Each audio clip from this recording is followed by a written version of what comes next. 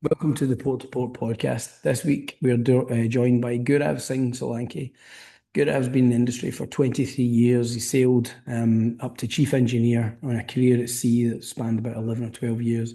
Since then, he's taken on some very interesting roles. He obviously started with the traditional way for 5 years. He was a technical superintendent before becoming a project manager at Drydocks World. More recently, he's just taken on a new role as shipyard program advisor for ExxonMobil.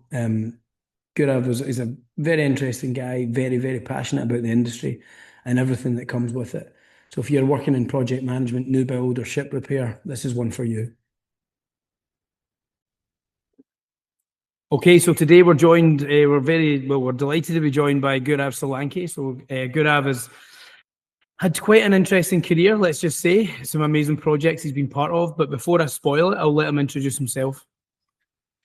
First of all, thanks for having me, Gordon, on your great podcast. And as he has already mentioned, my name is Gaurav Singh Solanki. I have been in the maritime field for the last 22 years. Started off as an engine cadet on oil tankers with BW Maritime. At that time, it used to be called Worldwide Shipping.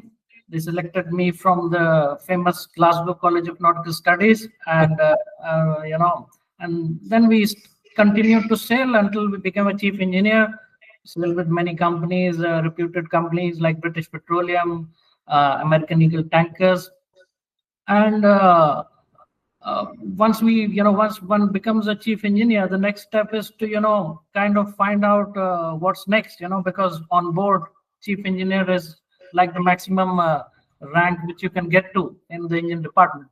So we started looking out and we found a shore opportunity, which was to manage offshore support vessels, which was in Dubai, which was a new thing for me. And for me, the important thing always is to do new things, because the same things and kind of monotonous things, that's not me.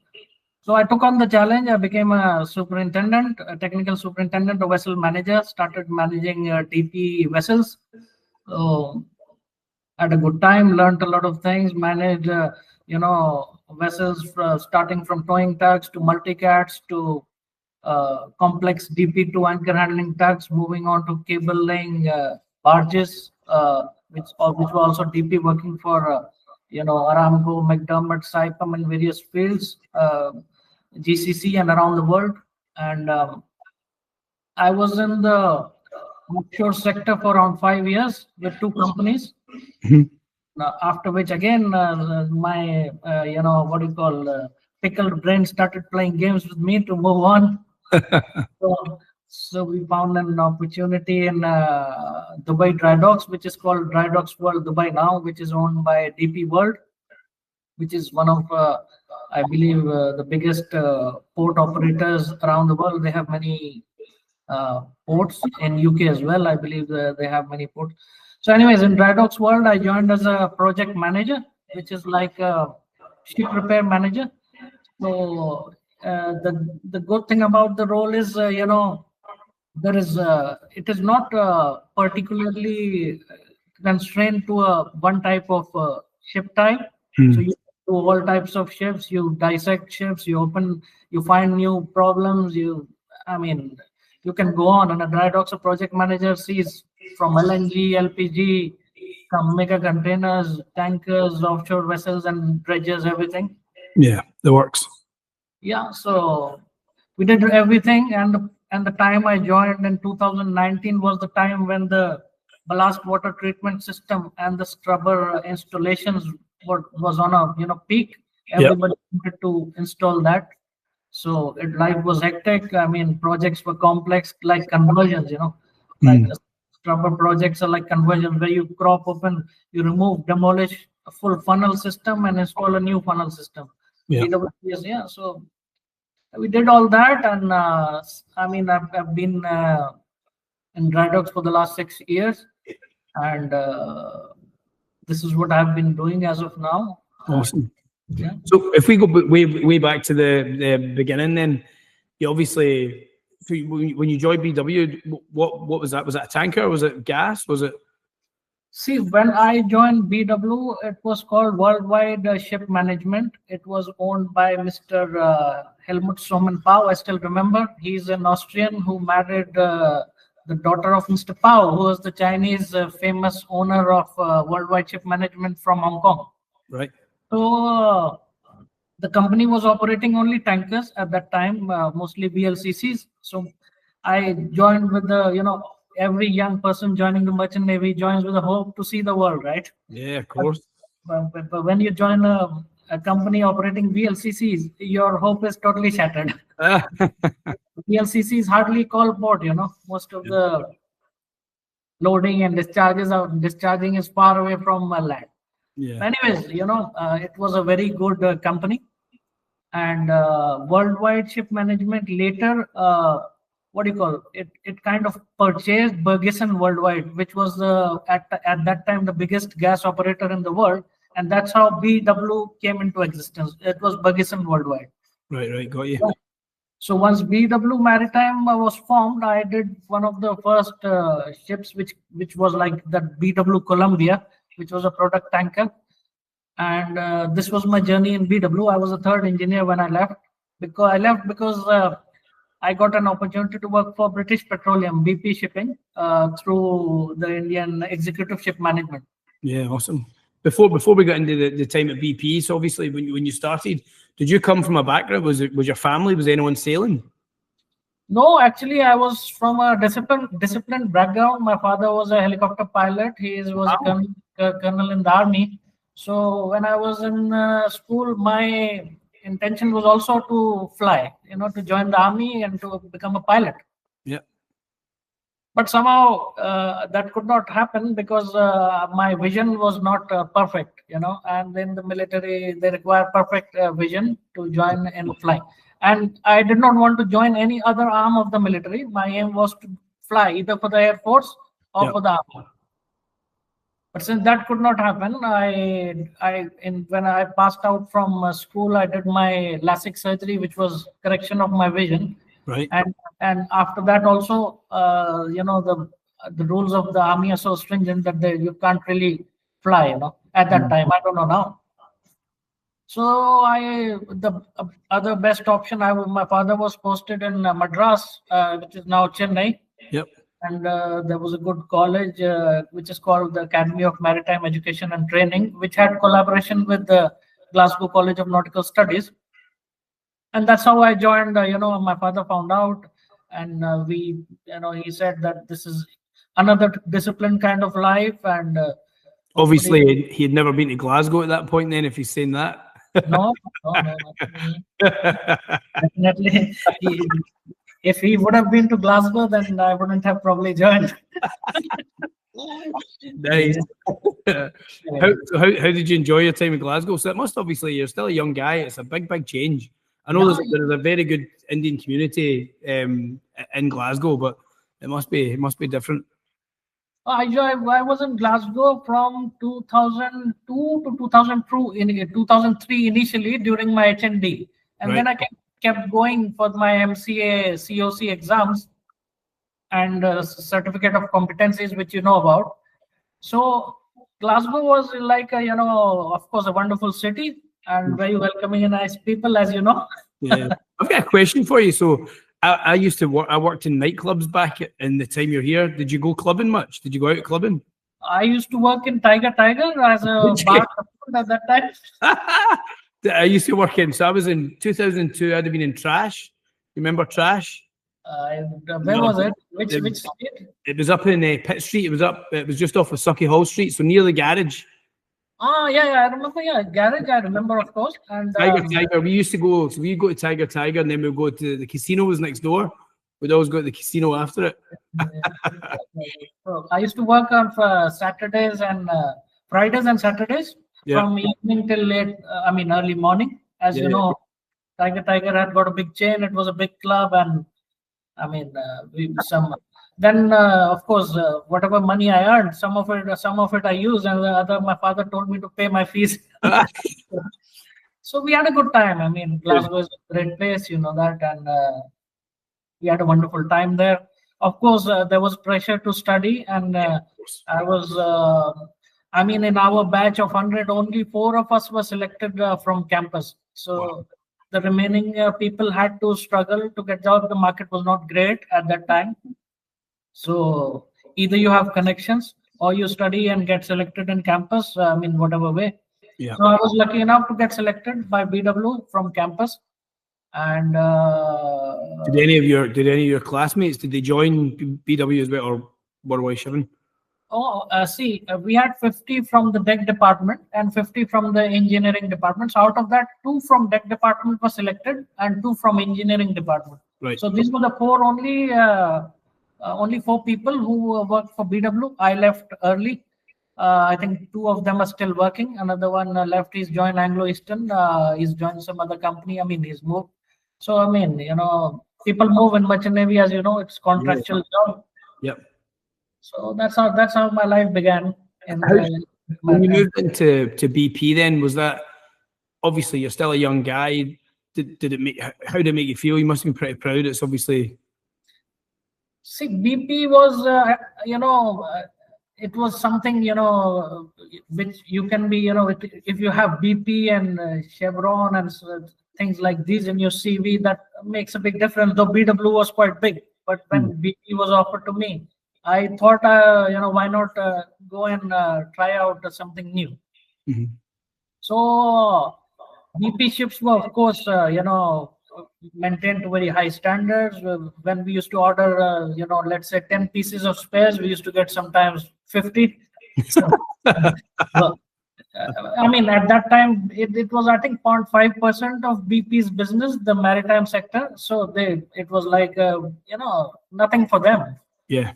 And other thing used to be that their ships used to, transport their own cargo. So there was no rush, if let's say when you go to a BP terminal and the captain or the chief engineer reports that my people are, tired, they need more rest, they used to give 1 day of, rest for people to relax before the cargo operations start. Yeah. So, it was a good life. I did a few ships with them before I moved to, some other company. I got married, and after that, I wanted to carry my wife along with me. In fact, she has done 7 contracts. So she has done 2 contracts than some of the people who sail now and leave early. That's cool. What age were you then, if you don't mind me asking, Gaurav? Sorry, what is that? How old were you? What age were you? I was a third engineer. I must be 24, 25. I got married at 25. And then I moved to a company called MSI, which was again a tanker company, but they allowed me to take my wife along with me, and I was promoted to second engineer because I already had the license.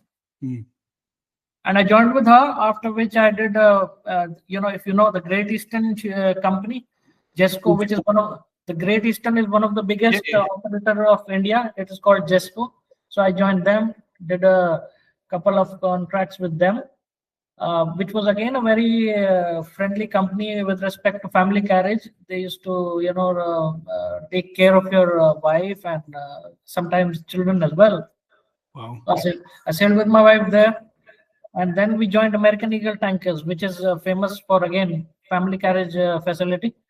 And I stayed with them until I became a chief engineer and moved to, finally, I did 1 ship with another company, which was Dowley Danotic.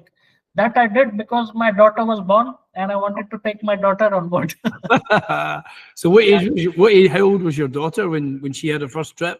She was, I think 7 or 8 or 9 months old, I think. Wow, that's so cool.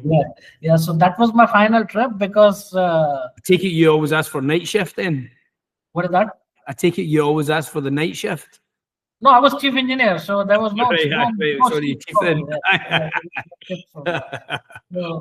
So, that company allowed me to take my daughter with me, so I joined with her. She celebrated her first birthday on board. Oh, wow. And what was the vessel? Sorry. It was called Dawn Madurai. It was a product tanker sailing around the coast of India. That's cool. I was chief engineer, so I was obviously had some time to take care of them. And after that, my wife said that that's enough. Your daughter has seen the sea. Your wife has sailed enough. Now find the shore jobs. so, so yeah. So then we moved ashore. We found a role here in Dubai, as I told you earlier. Yeah. Do you know it's amazing because there's the amount of times I've had that conversation with people and they move ashore for family reasons. I'd say it's the majority of people. I've never been told it in such a way where we moved ashore as a family. Yeah. That's so cool. Yeah, I mean, you see, if you can always find companies where your family can sail with you. Yeah. I mean, if you find you'll find a job where your wife can sail with you. I don't know now, considering the latest, the wars going on and the ISPS and so many ISPS was there that time also, but things were, I believe, a little more relaxed than now. Yeah. So it was much easier to carry your family, and of course you needed the the American visa and the British visa sometimes, and Australian visa wherever they're going. Yeah. But it could be managed, it could be managed. So I definitely, I mean, when youngsters talk to me now, I definitely tell them that, see, if you've joined the sea, you must ensure that you complete your tenure, become a chief engineer before you think about leaving for a short job, Because I see many people leaving early as fourth engineers, third engineers, joining other jobs. Okay, some of them do very well, but, for me, yeah. Yeah, for sure. What was the biggest? What would you say is the? So on that note, then, so when you obviously sailed to chief engineer, so it's going to be hard for you to compare it to not being a chief engineer. But what would you say the hardest part of the transition into being a chief engineer into being a tech super and looking after multiple vessels, multiple crews, and many more problems? I'd imagine. What was the kind of hardest part of that for you? See, the thing is that as a chief engineer, you are the big boss on a ship, right? You control the whole engine department, machinery, deck, everything structural. But when you go ashore as a superintendent, you again become a cadet. Yeah. Yeah, because the company where you have joined, everybody is obviously senior than you, unless somebody has joined with you. And most of the initially when you join, you feel like, why did I come here? Because you are used to control management of people, while when you initially join, you feel a little awkward. Yeah. Thing is that part, if you control, if you manage for some time, because most of the people who come ashore, they say, oh, this is not for me, I'm going back to sea, life was so good. And but if you give it some time, you get used to the system, and you gain seniority, you get your control, you know what to do, then it's good. Once, because people think that once I'm a chief engineer, that's it, I can keep, okay, the money is great, it's tax free in India, life is great. But then what you're losing is that you won't see your children growing. Yeah. If you want to come back home every day, see your child growing, what are they doing? I mean, for me, that was a priority. So okay, the challenge like this, when you join, that is the biggest challenge, sure. Mm-hmm. Then as life moves on and as you become senior, you know how to manage stuff, and you know how to manage crew. You are obviously taking care of multiple 4-5 ships, sometimes 6-7 ships as well. So and you have to start planning for dry docking. It's a different world, but it's good. It broadens your perspective, and it is the only way forward, unless you want to sail all your life. Yeah, true. So see, in terms of the planning side of it, look, that's what I'm trying to kind of actually get to grips with. What the biggest challenge was in terms of the planning side and the dry docking side. Did it feel like it was overwhelming, or? If you leave young, I was when I became a superintendent, I was 31 years old, 30 or 31. So I still had the energy to run around, and sometimes it is overwhelming, but it's you have to manage it. You have to prepare the whole specs. You are dealing with service engineers. You are dealing with your own your crew on board. You have to make sure they make the correct DD specs. Plus, in the end, you also might have to sail with them depending on the company policy to ensure that the ship is ready for dry docking, that nothing important is missed out by the crew.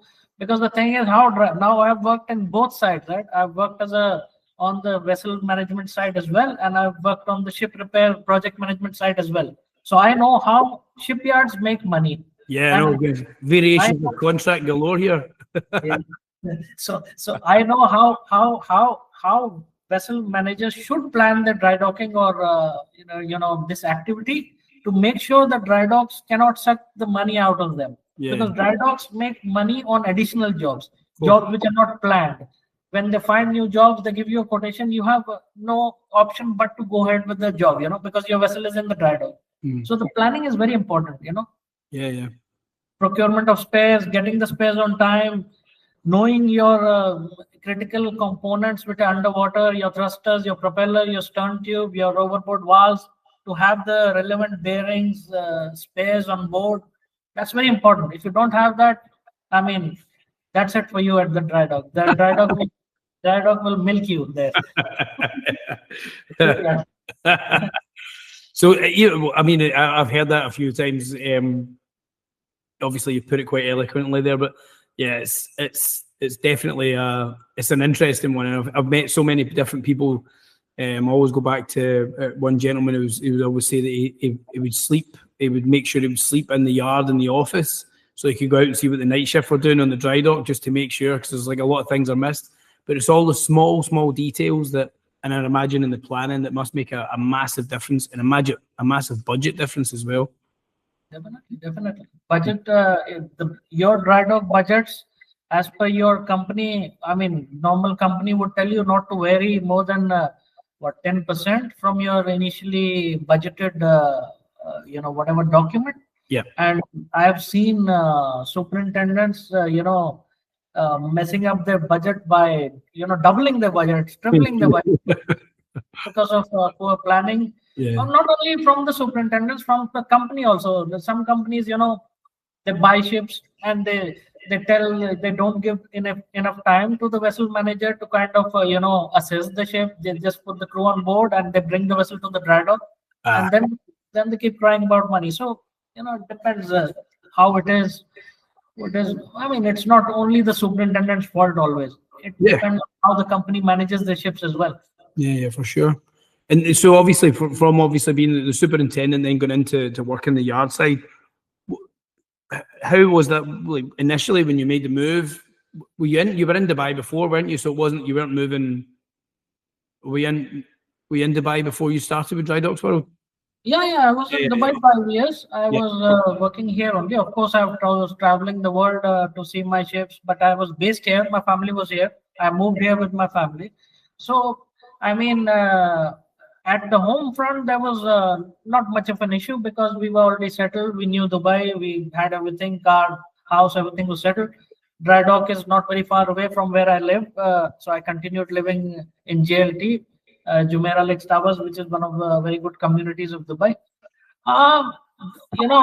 Drydock, when you join a shipyard as a vessel manager, the challenging part is the physical part of the job, because in a shipyard, you need to be fit. Your job is physical. As a project manager, every day you got to climb. Let's say you have 2 VLCCs at projects. You got to climb 60 meters up. You got to go do the VSCC meeting, which is the Vessel Safety Coordination Committee meeting. And you have, let's say, on a big project, 500 people per day, 1,000 people per day working under you. And how the work is divided, the work in a shipyard is divided in teams, like a steel department, a pipe department, mechanical department, HVAC department, carpentry, so many other, electrical department. So all these people come from their departments for that particular project and are handed over to you as a project manager.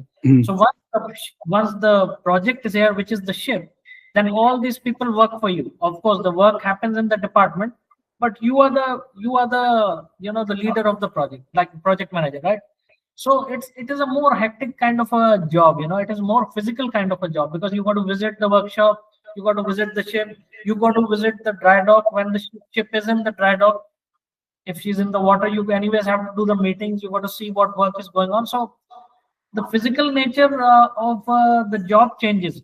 As a vessel, okay, your vessel is going to dry dock, that time you are very busy. Otherwise, when your vessel is sailing around, you are just coordinating, sending spares, doing that occasional visit, inspection, talking to your crew, chief engineer, captain, making sure everything is all right. But in a shipyard, your role changes to a kind of a physical nature. Yeah. You are in the sun, and Dubai sun is not very kind. Yeah, you're working. Same in Scotland, obviously. West coast of Scotland's much the same, eh? It's beautiful today. It is absolutely stunning outside. I'm not having any of it. So yeah, that is the major difference. But you can manage it if you. I moved to Drydock when I was 36, 37 years old. I was 5 years into a short job. I've done 6 years here, so 11 years shore experience. So I was not so old. I could manage. I had the knowledge. And the other thing is that being a chief engineer is a very big advantage, because in the project management team in a shipyard, there are not only chief engineers. There are people who have come as naval architects, people who have grown from supervisors, foremen. Sometimes there are people who have come from electrical departments. So there's a mix. But chief engineers are respected because they have the overall picture. Yeah. So when a ship comes, the operations, and the structural part, the machinery. So it is not like a particular specialist. So that advantage I had. We were only a few chief engineers in my department, so it was a big advantage for me, and I took advantage of that. Good on you. What would you say are the most, like, so far? Obviously, what would you say are the most exciting for you projects that you've been a part of? Oh, well, recently I did a project where a vessel caught fire. I won't name the client. It was a very big container client, and this was a very famous fire which happened.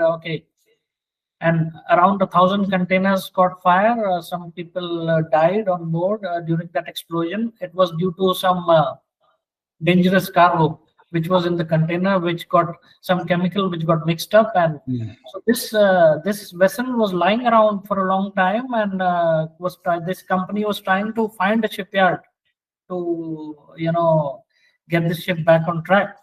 And luckily we got the tender, and luckily I got the project. Nice. So this was very interesting, because burnt ship, exploded ship is something where there is no end to work. When you start removing the hatch covers, when you start disconnecting and removing the cables, you find more thing burnt, structural damage, classes involved. You got to do special tests to see whether the burnt metal is burnt enough, or whether it can be reused, blasted, painted. So this was very interesting for me. It was a very complex job as well. Plus the company was good. The owners were Japanese, and the managers were from India. So we did a good. This was a recent project. Otherwise, complex conversion, retrofit projects like scrubber installations, I have done plenty. Yeah. I've done with Greeks. Those are like massive retrofit projects, and they take a lot of sweat out of you. What's the hardest part of it? The hardest part of it is actually, to be honest, it is the client. If you have people like Greek people who are really aggressive, who want their job to be done, they are very loud, they want to fight. Then there are people from Europe who are very polite and very nice, and safety first. So it depends who is your client. If your client is good, then your project is obviously good and can be managed easily.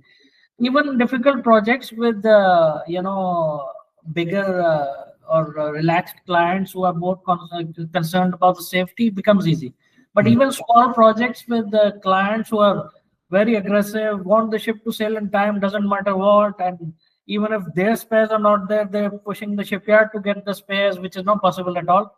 But they try their best. So totally depends on that. But let's say complex scrubber projects or BWTS installations anyway is difficult because you have, let's say, so many pipe spools to be brought out of the engine room, pump room, depending on the ship type, and reinstate new spools. You got to see how much work can be done in water while the ship is at wet berth, how much work can be done in the dry dock, and where, because you have a fixed floating time, flooding of the dock. Yeah. By that time, you must ensure that the underwater part is done. It's ready to be flooded. So you got to manage all that. So those are the complex parts of such projects. Awesome. It's pretty amazing. I mean, I'm a bit of a geek anyway. I just love listening to it because every project brings its own, obviously, its own difficulties, and it could be down to the personnel themselves, but it could also just be, as you're saying, it's what's actually getting done. In terms of, obviously, from your standpoint, so obviously you've done all of it. Is there, if we look at it from someone's perspective that might be like you, but back in the day, they're younger and hope to either come ashore, as you said earlier on, like you would recommend them to go to chief engineer. What other advice could you kind of pass on to someone that's a bit more junior, or even someone that's on the fence wanting to come ashore? See, there are only few alternatives. One is when you join the sea, you complete your tenure, become a chief engineer, and join a company as a vessel manager. Many companies are taking people, I won't say the, non-standard companies are taking people who are, non-chief engineers as vessel managers. I've seen some companies coming up with, even non-maritime people who are into industrial engineering, and they're taking just for the getting the numbers.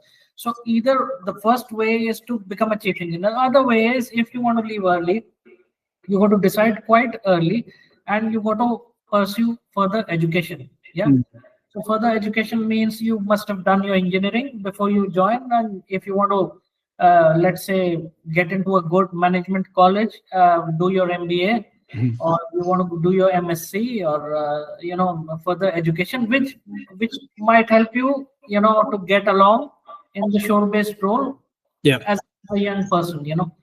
So these are the two things which are important for any maritime professional. He must decide early what he wants to actually do. Yeah, fair enough. Where did you? Oh, you did your MBA in Perth. Oh, I am doing my MBA from the University of Western Australia, which is one of a very top-rated management schools in the world. This is in collaboration with Indian Institute of Management, Kozhikode, which is again one of the top-rated schools in the world, and I think second or third in India when management schools rankings. So this is a very interesting course because it is a dual certificate course. Right. So you complete.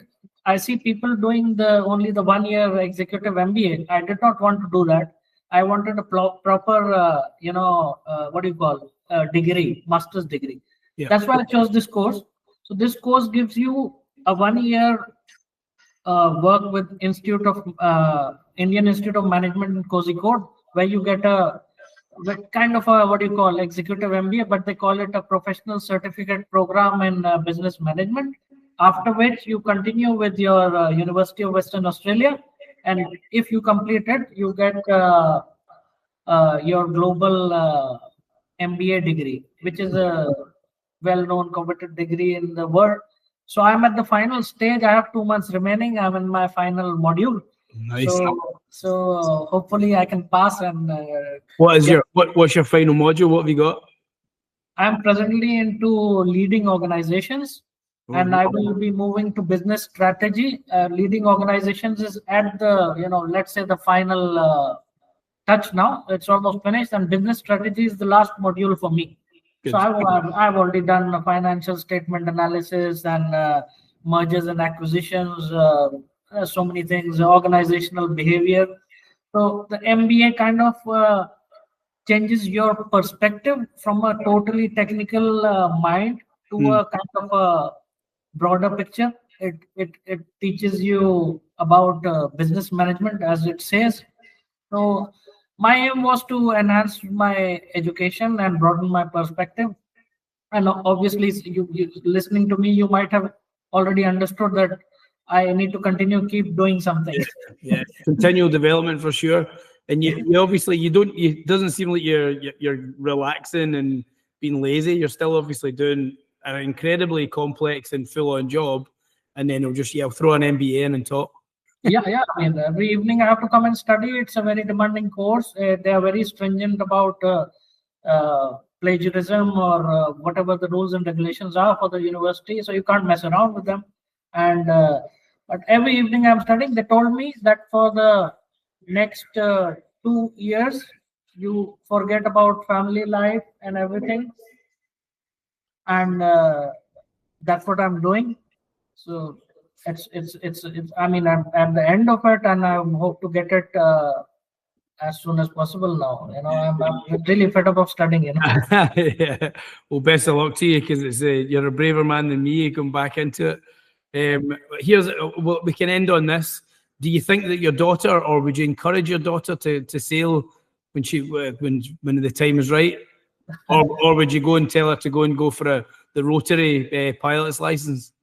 My daughter has got her own mind. She you know the kids now. So I tell her, do whatever you want, but till the time you are 18, you'll make sure you study properly and you do whatever you want to do in sports. And she, I mean, I don't tell her to do anything. I mean, I didn't advise. I didn't mean tell. Sorry, my bad. Yes, what is that? I meant advise rather than... Yeah, of course. I mean, if he wants to become a sailor, I don't have any thing against that. Of course, it's a very good job, but it's up to her. Yeah, I mean, I want her to be a doctor, actually, to take care of okay. Good idea. All right, Gaurav, it's been an absolute pleasure. Thanks for sharing your story, and best of luck for the future. But it's been an absolute pleasure. So thank you. Thanks for being the podcast. Thank you so much, Gordon, for having me. I hope you had a decent time with me. Of course, without a doubt. Thanks, Gaurav. Thanks, mate. Thank you. Bye-bye.